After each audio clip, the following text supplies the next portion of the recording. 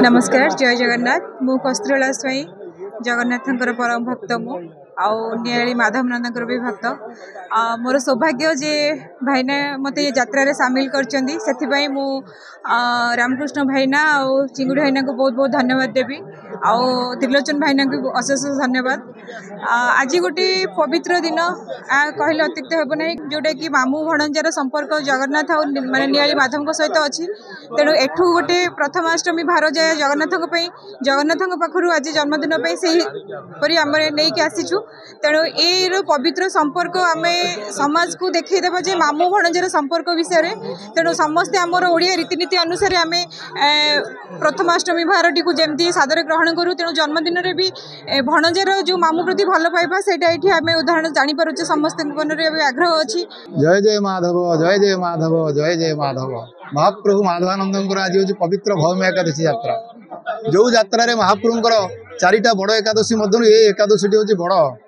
जहाँफल कि हजार हजार लोक लक्ष लक्ष लोक राति आसवे आप देखिए ये महाप्रभु जो भैमासुर को मारी भैम एकादशी माने भैमासुर को मारी तर्पण देवाक जाती है स्वतंत्र भाव में पालन करा जाए। महाप्रभु निजे तार पिंडदान करने को जाती आमर सिद्धमठ पाख थी प्राचीन दिगी ये हूँ माने आजिका दिन में चारिटा एकादशी मध्य यहाँ हूँ सबुठारु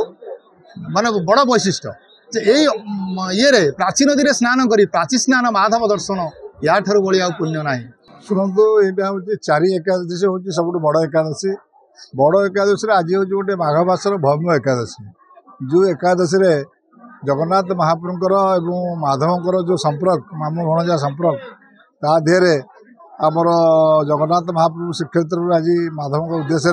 विभिन्न द्रव्य सब आसीला जो थे पाटवस्त्र तुलसी फलमूल एवं चंदन कस्तूरी विभिन्न सामग्री सब आसाला गोटे बड़ पटुआर आज